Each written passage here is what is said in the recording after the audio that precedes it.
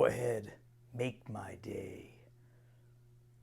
Sorry, I had to do that. I'm reviewing Clint Eastwood. It's a must. It's okay. Play the intro.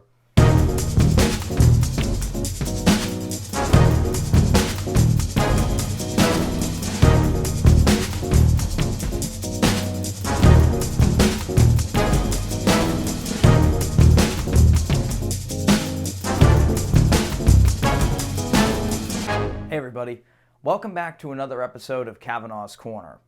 Today on the show I'm going to be talking about a movie that just came out in theaters today, and I'm very, very excited to bring you this review. This is a movie that when it first got announced, I almost didn't believe it. I didn't even know this man was making a movie, and when I found out that it was legit and it was a movie that was coming out, I was unbelievably excited for it.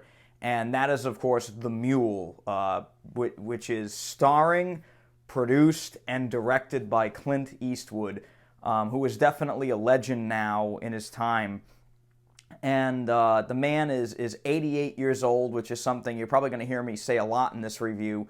And honestly, I was very, very, very, very, very happy with this movie. This is a very well-made film. From a master now of not only acting but directing, and I mean this is a pretty important film as far as I can see so far. Again, Clint Eastwood has made more fantastic films in the last 20, 30 years, last 40, 50 years I'd even say, than most people. I mean, Unforgiven, $1 Million Baby. God, I could go on and on and on of all these outstanding films. I actually really loved Gran Torino, which is a movie that actually didn't get any kind of Oscar nominations or anything like that, which is really depressing. But I still really love his work, especially his more recent films. Of course, I'm a giant fan of the man, going all the way back to his spaghetti western days, Rawhide, all those things. The Dirty Harry franchise is one of my favorite series of all time. This man has done some incredible films.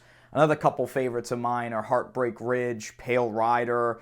The Outlaw Josie Wales, in my opinion, is one of the greatest films ever made. This guy has made some outstanding films, and honestly, this is another one. This is another fantastic film from Clint Eastwood.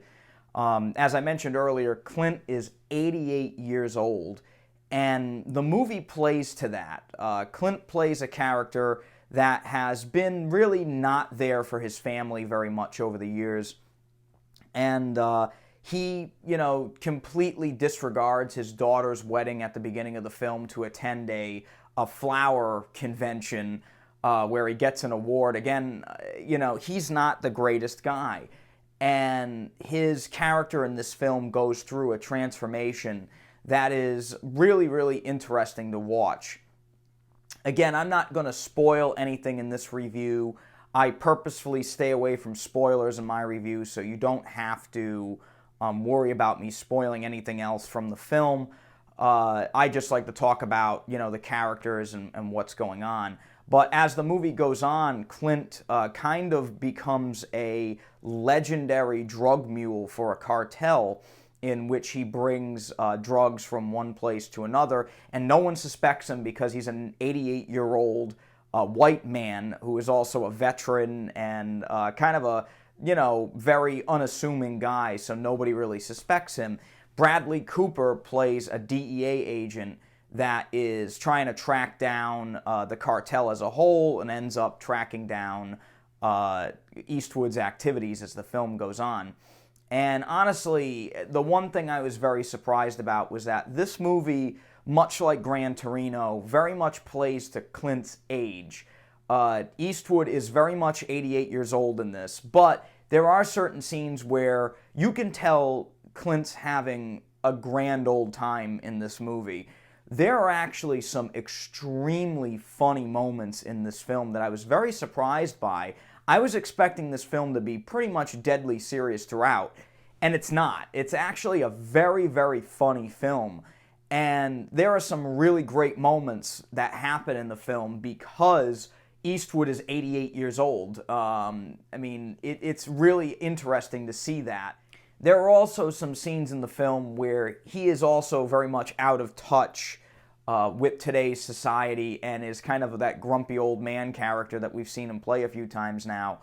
And it's refreshing to see that again, but most of all, it's just funny to see Eastwood playing this character that is kind of very easygoing, but also, out of touch with the times. It's a very interesting character.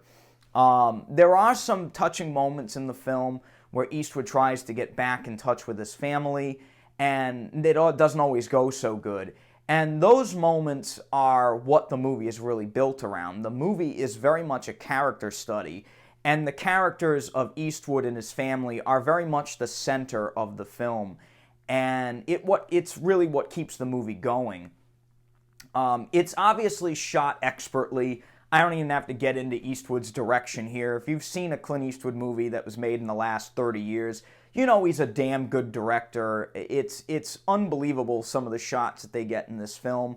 There are some really, really great shots of Eastwood driving, and the movie is almost a road movie, honestly, because he's driving so much in it.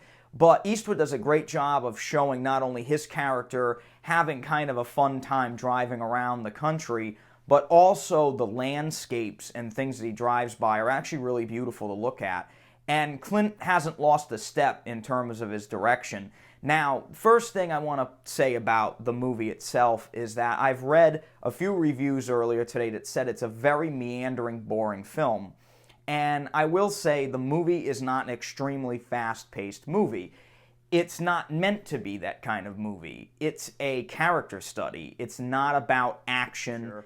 Sure. There is more action in Gran Torino. Eastwood doesn't even hold a gun in this movie.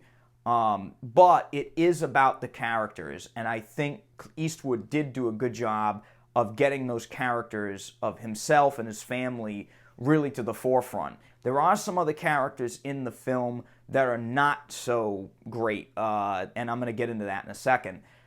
The other thing I wanted to mention about the movie that I really enjoyed was the music. Arturo Sandoval, who is a wonderful musician and has done some movie stuff from time to time, and he really provides a beautiful jazzy kind of score that's right up Clint Eastwood's alley.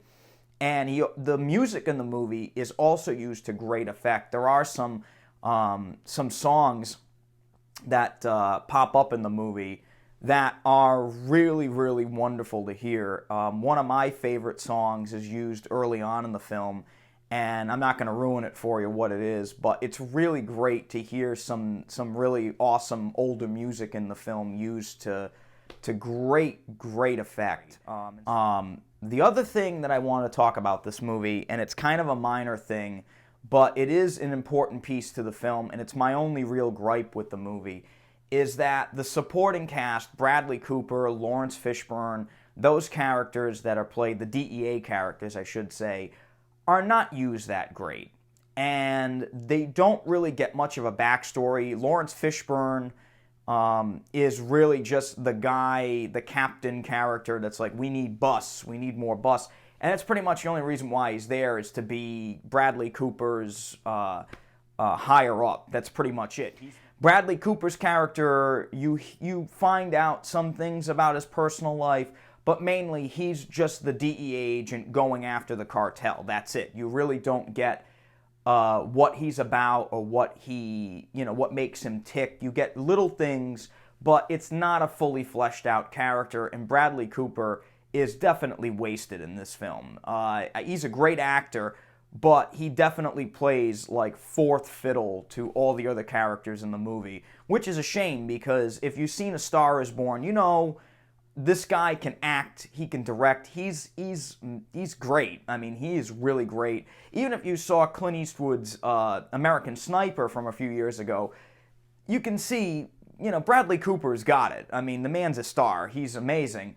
But he's just definitely wasted in this film, and that is the only real problem I have with the movie, is that some of the supporting cast, not so great. Diane Wiest, on the other hand, for, the scenes that she is in the movie, again, she's not in the movie a whole hell of a lot, but the scenes that she's in, they are very touching, and they are very emotional, and she does give a great performance as Clint Eastwood's ex-wife in this film. So again, some characters more fleshed out than others, but Clint's character is really, he's the one that you care about in this. He's the main guy. Other than that, though, I mean, The Mule is another phenomenal film from Clint Eastwood. I wouldn't say it's his best film ever. It's definitely not one of his most perfect films, but it is a great movie. And for the man to do this kind of work at damn near 90 years old is absolutely astounding. And I don't really see him stopping anytime soon. If this was his last film, which he actually has stated recently that he doesn't plan it to be, which again, the man comes out of retirement and drops a phenomenal film out of left field. This is what he does.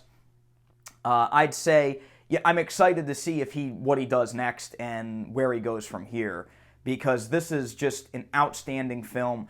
And honestly, I've never seen a film that starred and was directed by someone who's almost 90 years old that was this good ever in my life. I'm giving it a 4.5 out of 5.